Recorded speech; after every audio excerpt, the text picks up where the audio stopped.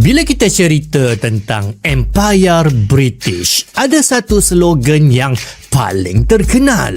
Matahari tak pernah terbenam di Empire British. Empirenya sangat-sangat besar, yang paling besar dalam sejarah manusia, dan mungkin selepas ini tak ada lagi empire yang lebih besar daripada Empire British. Ia terlampau besar sampaikan kawasan di bawah jajahan takluknya sentiasa ada yang mengalami waktu siang. Tu sebab matahari tak terbenam tu. Pada tahun 1913, 412 juta orang bernaung di bawah taklukannya. Lebih kurang 23% keseluruhan populasi dunia ketika itu. Pada kemuncak kuasanya, Empire British meliputi hampir 1/4 daripada kawasan daratan di planet bumi. Itu satu slogan lah yang sangat-sangat terkenal dikaitkan dengan Empire British. Tapi ada satu lagi slogan. Kalau ada dua ikan yang sedang bergaduh di dalam kolam, ketahuilah sebelumnya ada orang Inggeris yang lalu. Bermakna kalau kita lihat ada konflik, apa-apa saja konflik di zaman moden ini pada masa sekarang, ketahuilah di belakangnya dahulu ada tangan-tangan British. Kerana jika diteliti sejarah, terdapat banyak dosa-dosa terkutuk yang dilakukan oleh Empire British yang berdarah dan bernanah malah membara sampailah sekarang.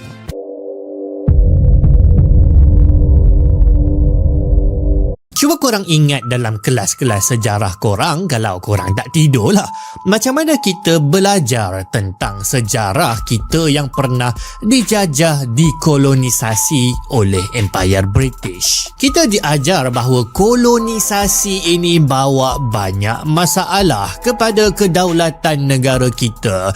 Mereka merampas dan menjarah hasil bumi kita. Pejuang-pejuang kemerdekaan dipenjara, dibunuh dan sebagainya.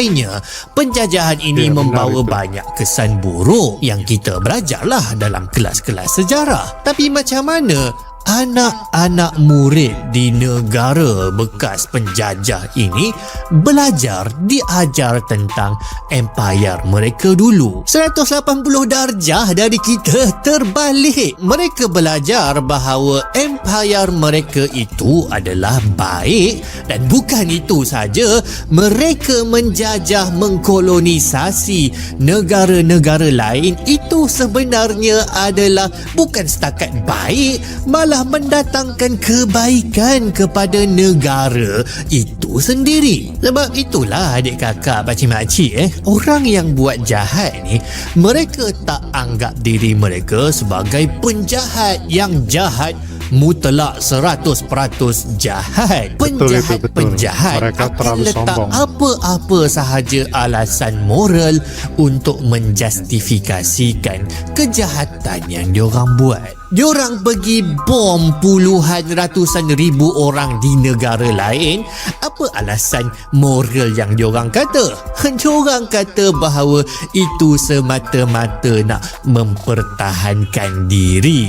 Tak masuk akal, membongak. Tapi bagi diorang dah cukup lah tu, ada alasan moral. Hang pergi bunuh separuh daripada kehidupan yang ada sebab kau nak kurangkan kesengsaraan disebabkan populasi yang terlampau banyak. Sebaiklah aku tak tengok. Jadi tak kisahlah alasan moral apa yang kau letak, tak masuk akal, merepek ke, tak kisah, asalkan kau boleh menyedapkan hati kau dengan jenayah yang kau buat. Orang putih selepas daripada zaman pencerahan pada abad ke-16, mereka dijangkiti dengan satu penyakit bernama White Man's Burden. Bebanan tanggungjawab orang putih, iaitu diorang mula rasa lebih kurangnya macam diorang ni adalah bangsa terpilih lah gitu. Mereka yang terpilih dapat pencerahan sampailah mereka jadi maju dan kuat. Jadi diorang rasa diorang macam ada tanggungjawab moral untuk menyelamatkan dunia daripada kegelapan dan kemunduran. Dan diorang kena ajar bangsa-bangsa lain macam mana nak jadi maju dan berjaya macam diorang. Jadi itulah yang kita biasa dengar, Empire British ini dia bawa banyak kebaikan kepada negara koloni mereka. Mereka bina kereta api lah. Ini kita komen jap lagi. Bila orang putih anggap bahawa diri mereka lebih mulia, lebih elit, lebih tinggi kastanya daripada negara-negara jajahan mereka, maka satu penyakit utama Empire British adalah ataupun perkauman. Bangsa lain dianggap lebih rendah dan tidak bertamadun berbanding dengan bangsa orang putih. Hugh Clifford antaranya, residen British di tanah Melayu, bersungguh-sungguh membuat tulisan untuk memburuk-burukkan orang Melayu. Dia kata orang Kelantan ni jual anak-anak dengan harga yang murah. Orang Melayu tak kreatif, cuma pandai meniru. Orang Melayu ikut undang-undang lapuk dan tak mampu nak menghasilkan benda-benda baru. Dia kata orang Melayu ganas, banyak ikut khurafat, malas. Dia kata orang Cina ni sebagai tamak dan suka menipu. Dia kata bahawa orang-orang asli ni langsung tidak bertamadun. Semua ni apa tujuan dia? Tak lain, Hugh Clifford ni nak memberikan alasan moral bahawa orang British patut datang mengkolonisasikan tanah Melayu, tak lain untuk memajukan mereka. Jadi sepatutnya tanah Melayu yang patut berterima kasih sebab British ni datang. Macam tu pula. What the? Ideologi racism ini kemudian lagi marak menyala bila datang teori evolusi Darwin. Darwin sendiri dia adalah daripada England. Dalam teori evolusinya, Darwin mengatakan bahawa semua hidupan di atas muka bumi termasuklah manusia berevolusi daripada makhluk-makhluk sebelumnya. Maka manusia menurut Darwin berkongsi leluhur, berkongsi nenek moyang yang sama dengan burung. Cuba korang tengok diagram yang sangat popular ini, namanya adalah Ascent of Man. Diagram ni tunjuk bahawa kononnya nenek moyang manusia yang paling primitif, yang rupa macam beruk sangat-sangat ni, dia berevolusi kemudian kepada manusia moden yang maju. Pemahaman Darwinism ini membawa kepada satu ideologi bahawa sesetengah bangsa lebih hampir dengan nenek moyang beruk, maka lebih rendahlah taraf bangsa mereka. Orang putih dah pastilah dianggap sebagai golongan manusia yang paling maju dalam rantaian evolusi. Tapi siapa golongan manusia yang tak berapa nak lengkap evolusi diorang ni? Fikir saintis orang putih, maka diorang kata mestilah orang asli dan orang kulit hitam. Mereka ini adalah manusia yang lebih primitif, tinggalan proses evolusi. Jadi beberapa orang kulit hitam dan orang-orang asli ditangkap dan dimasukkan ke dalam zoo sebagai pameran evolusi. Antara yang paling kesian adalah nasib yang menimpa Ota Benga. Dia dicolek daripada keluarganya dan ditayangkan dalam zoo memang macam binatang. Ota Benga ditayang dan dipamerkan dalam sangkar monyet zoo di Bronx dan dianggap sebagai rantai penyambung antara keturunan monyet dengan manusia. Jadi orang yang datang dekat zoo tu memang tengok Ota Benga ni, dia orang tanya, ini beruk ke manusia? Kesian tak kesian? Penjajahan benua Australia Manifestasi kejahatan rasism perkauman orang putih ni antara yang paling teruk berlaku di Australia. Korang tak pelik ke macam mana Australia yang punya jauh lah daripada Eropah tu boleh penuh dengan orang putih? Dari mana datang orang putih Australia ni? Ini adalah antara ironi dalam sejarah bahawa orang putih yang datang ke benua Australia itu sebenarnya adalah banduan. Mereka adalah penjenayah-penjenayah dari British. Kapal pertama British datang mendarat di Australia pada tahun 1788 membawa banduan-banduan British. Banduan-banduan Mak Saleh ni kemudian mula buat koloni jajahan buangan dan diorang mula buat tanah Australia yang punya besar tu jadi milik diorang. Masalahnya alamak, rupa-rupanya kat tanah ni ada orang lain. Ada orang asli, penduduk asal tanah tersebut. Jadi penjajah banduan ni pun duk fikirlah apa nak buat dengan konflik-konflik yang berlaku antara koloni banduan dekat Australia ni dengan penduduk asalnya orang asli dekat situ. Nak buat apa? Kita perang dan kita bunuh diorang ramai-ramai. Terdapat lebih kurang 400 rekod pembunuhan besar-besaran yang dibuat oleh penjajah banduan orang putih ini kepada orang asli Australia yang telah membunuh belasan ataupun puluhan ribu orang asli di situ. Orang asli ini dianggap macam binatang-binatang yang datang buat kacau dekat penempatan diorang, macam monyet-monyet datang buat kacau kan. Yalah, diorang ini pun menurut teori evolusi dianggap macam primitif, tak berapa nak manusia sangat, lebih kepada beruk. Orang asli ini kemudian dibunuh macam serangga perosak, malah ada yang digantung untuk menakut-nakutkan kawan-kawan orang aslinya yang lain. Bukan tu je, Mat Saleh ni juga bila diorang datang, diorang bawa sekali penyakit-penyakit yang tak pernah dihidapi oleh orang-orang asli Australia, macam flu, cacar air, TB.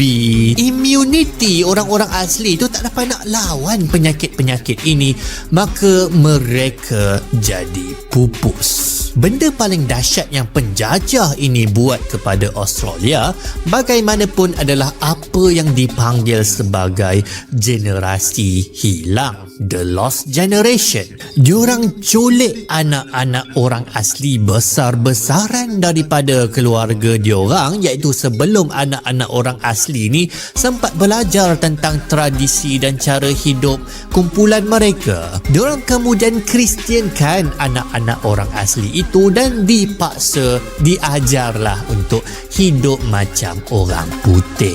Memang teruk, tapi paling-paling sekarang orang-orang putih dekat Australia tu diorang macam dah bertaubat sikit lah, dan diorang macam nak cuba untuk memperbaiki hubungan mereka dengan orang asli. Tapi diorang masih lagi ada resis kepada imigran-imigran yang datang ke Australia, terutama sekali imigran Muslim. Macam korang tak sedar ke korang yang datang tu siapa sebenarnya? Apa asal usul korang kat situ?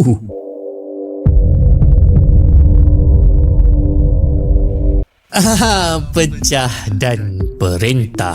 Taktik terhebat, terbijak dan terjahat yang paling biasa diamalkan oleh empayar yang terbesar dan terkuat ini. Kalau korang tengok ada pergaduhan etnik mana-mana dekat dunia ini, boleh jadi kemungkinan penyebabnya adalah disebabkan dasar pecah dan perintah. Maka boleh jadi dalang dekat belakangnya siapa lagi kalau bukan British. Pecah dan perintah adalah satu teknik, satu polisi untuk kamu kawal jajahan takluk kamu dengan cara kamu pecahkan kumpulan mereka. Jadi kalau mereka dah berpecah, diorang bergaduh sesama sendiri, apa yang akan berlaku adalah mereka akan jadi tak cukup kuasa, mereka jadi lemah nak melawan musuh sebenar mereka, iaitu pihak penjajah. Di tanah Melayu, kolonial Inggeris ini mainkan pecah dan perintah ini dengan cara mereka membawa masuk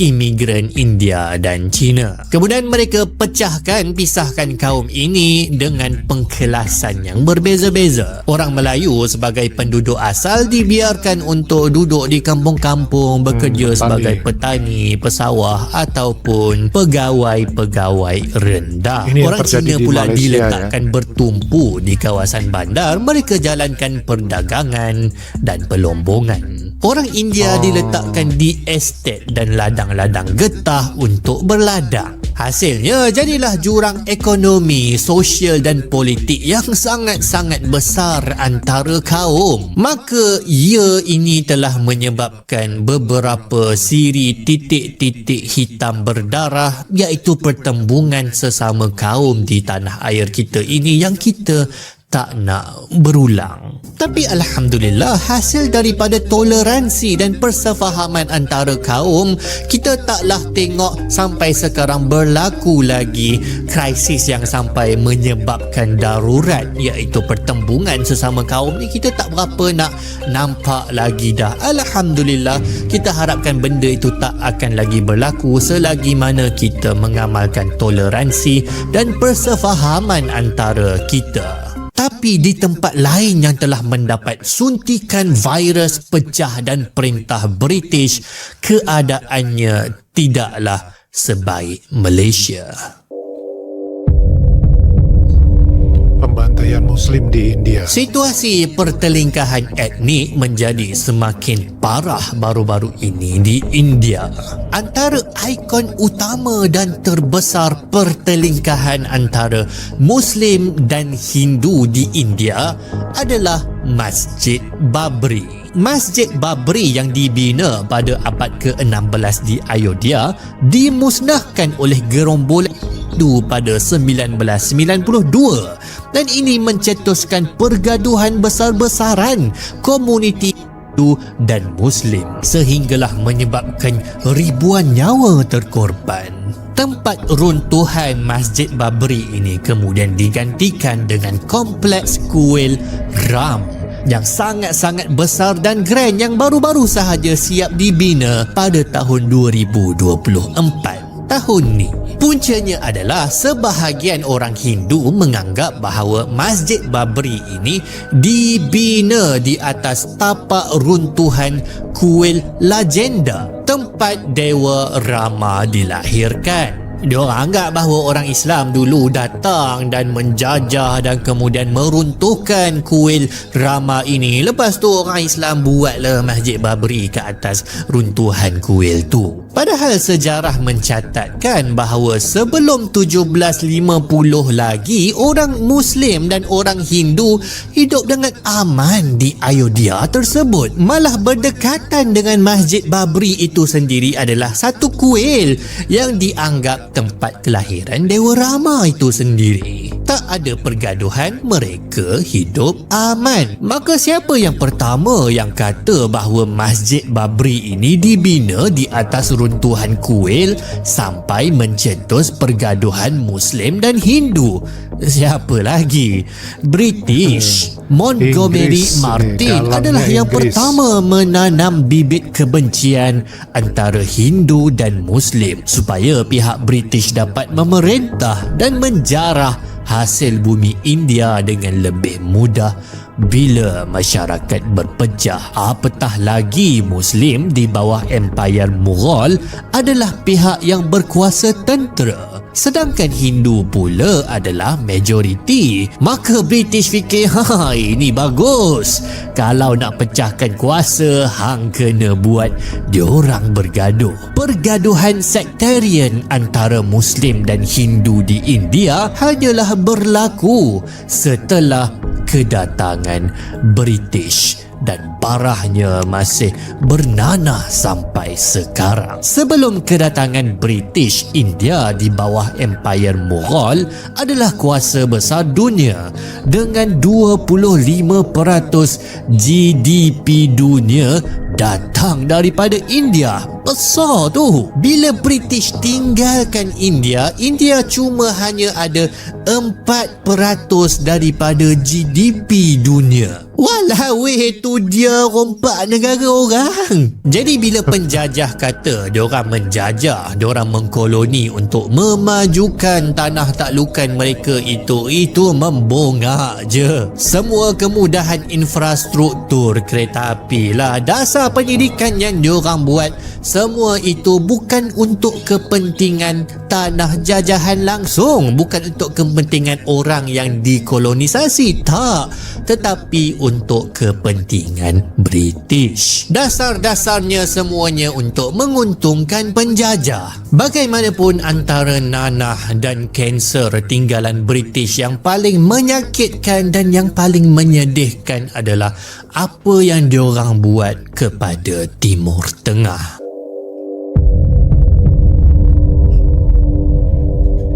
Dalam video sebelum ini saya ada jelaskan macam mana Khilafah Uthmaniyah boleh jatuh dan dah pasti British mainkan peranan yang sangat penting. Tapi kisah besarnya lagi mengguris hati daripada tu. Di hujung nyawa Khilafah Uthmaniyah, tanah Arab mula memberontak dan mereka nak keluar daripada Khilafah Uthmaniyah. Lalu Arab pun buat keputusan untuk berpakat dengan British untuk membantu mereka keluar daripada Khilafah, membantu mereka mendapatkan kemerdekaan dan membantu mereka untuk jadi khalifah setelah Khilafah Uthmaniyah tumbang.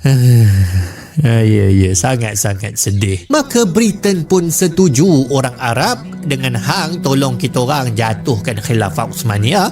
Kita orang akan tolong korang untuk merdeka. Malah kita orang akan support, kita orang akan pastikan engkau yang jadi khalifah setelah Khilafah Uthmaniyah jatuh. Tapi senyap-senyap tanpa pengetahuan orang Arab, Britain dan Perancis buat pakatan rahsia yang diberi nama Perjanjian Sykes-Picot 1916.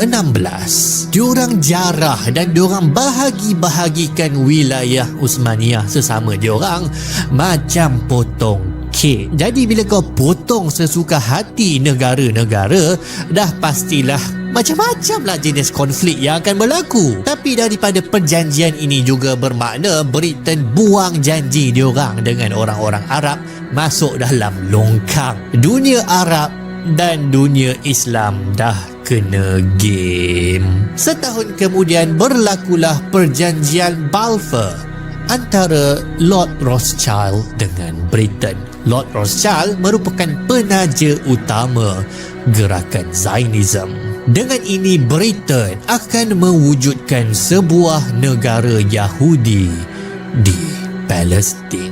Jadi krisis besar-besaran, genosid, pembunuhan besar-besaran yang kita tengok sekarang ini tak lain tak bukan memang ada tangan terkutuk British di belakangnya. Jadi itulah dia sedikit sebanyak penerokaan kita terhadap dosa-dosa terkutuk yang dilakukan oleh Empire British. Apa pandangan anda? Ada lagi tak? Dan mestilah ada lagi, ada banyak lagi. Tulis dalam bahagian komen. Ini mendatangkan banyak pengajaran kepada kita. Yang pertama sekali, bahawa kita jangan mudah terperangkap dengan game-game geopolitik yang dimainkan oleh kuasa besar. Kita jangan menjadi seperti bidak-bidak di papan catur. Kita dimanipulasi, dieksploitasi tanpa kita tahu pun. Baca sejarah, hayati dan lengkapkan diri kita dengan ilmu. Jadi kalau anda suka dengan video ini dan anda nak dengar lagi banyak-banyak video lain selepas ini, jangan lupa untuk like, share dan subscribe. Dan jangan lupa kalau anda menyokong saluran ajar untuk menjadi ajarian, untuk memberikan mungkin sedikit sumbangan yang membantu kami untuk menghasilkan lebih banyak konten bermanfaat. InsyaAllah kita jumpa dalam video yang akan datang. Assalamualaikum. Assalamualaikum warahmatullahi wabarakatuh. Video kali ini yang tadi reaksi adalah sebuah video yang mengisahkan tentang bagaimana kerajaan Inggris menguasai dunia. Dan itu terasa sampai sekarang. Bagaimana pengaruh Inggris terhadap bekas negara-negara jajahan mereka. Dan pengaruh ini tetap menguntungkan bagi Inggris. Kenapa? Karena setiap negara yang dimerdekakan oleh Inggris itu mempunyai perjanjian khusus. Ya, di mana perjanjian itu udah pasti adalah menguntungkan dari Inggris itu sendiri. Nah, dari cerita yang pertontonkan dalam video ini, sudah jelas bahwa salah satu penyebab suatu negara itu hancur, itu karena adanya politik adu domba, di mana prospek-prospek ataupun hal-hal yang menghalangi dari negara penjajah Inggris, ini akan dilakukan proses yang namanya pengadu dombaan. Dalam arti kata, masyarakat itu akan dipecah belah, sehingga mereka beradu, sehingga mereka ribut, dan akibat perpecahan belah ini, maka negara Inggris, penjajah Inggris, bisa masuk dengan lebih leluasa. Karena pasti dari perpecahan dua pihak, salah satu pihak pasti minta bantuan dengan Inggris. Nah, inilah yang terjadi di dunia sampai dengan sekarang.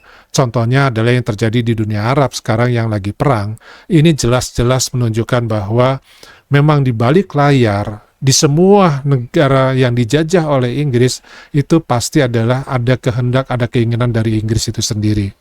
Dan menurut sejarah, penyebaran manusia yang dikatakan bangsa kulit putih ini, penyebarannya adalah memang dimulai dari Inggris. Contoh, Amerika Serikat. Amerika Serikat itu sebenarnya dulu tidak ada benua Amerika orang kulit putih. Mereka adalah penduduk aslinya orang kulit merah yang disebut dengan bangsa Indian. Nah, mereka didatangkan dari Inggris, orang-orang kulit putih ini adalah orang-orang tawanan, orang-orang yang berperangai buruk, yang dibuang dari Inggris, dan mereka membuat wilayah baru di daerah baru tersebut dengan membantai orang-orang suku asli. Dan itu pun terjadi di benua Australia. Nah, jadi dalam sejarahnya sebenarnya Inggris ini adalah merupakan dalang dari semua apa yang terjadi di dunia ini, yang intinya adalah sesuatu hal yang tidak menguntungkan bagi orang-orang atau masyarakat pribumi, ya, di mana wilayahnya diambil, sumber dayanya juga diambil, dan katanya mereka membangun negara tersebut menjadi lebih baik. Itu sebenarnya adalah bohong. Kenapa? Karena fasilitas yang diberikan semuanya itu adalah untuk menguntungkan dari pihak penjajah. Dan di Malaysia pun ini terasa sampai dengan sekarang. Walaupun Malaysia sendiri dikatakan sudah merdeka, tetapi pengaruh dan aturan-aturan yang diberikan oleh Inggris itu tetap tidak bisa hilang sampai sekarang. Termasuk dari sisi pendidikan, dari sisi bahasa, dari sisi kehidupan dan budaya. Semua pengaruhnya tetap ada. Nah, sementara di Indonesia, pengaruh dari Inggris itu sama sekali tidak ada, kecuali dari sisi bahasa. Kemudian kita mempunyai pengaruhnya adalah dari sisi Belanda, dan itu pun hanya sebentar saja, karena kemudian kita bangkit dan membangun budaya sendiri. Nah, inilah hal-hal yang perlu kita perhatikan di zaman modern sekarang ini. Penjajahan itu tetap berlaku. Jadi sebenarnya negara-negara dunia ketiga itu tidak merdeka, ya. Kenapa? Pada intinya penjajahan dari zaman dulu itu adalah masalah ekonomi, masalah perampasan aset. Ya, itu intinya. Karena negara Barat, negara Eropa tidak akan bisa hidup dengan layak sampai dengan sekarang kalau tidak ada rampasan atau hasil bumi dari negara-negara dunia ketiga. Dan itu fakta yang terjadi. Dan ini pun kita sudah buktikan di Indonesia. Ketika Indonesia ingin melakukan hilirisasi terhadap produk-produk hasil sumber daya alam di Indonesia, maka Eropa pun ribut. Ini adalah bukti nyata bahwa mereka ingin tetap negara-negara seperti kita di Indonesia adalah tetap menjadi negara di mana bisa dihabisi sumber daya alamnya. Nah, bagaimana menurut pendapat dari teman-teman? Silakan tulis di kolom komentar. Dari Pade cukupnya sekian dulu karena videonya juga sudah cukup panjang. Ya. Wassalamualaikum warahmatullahi wabarakatuh.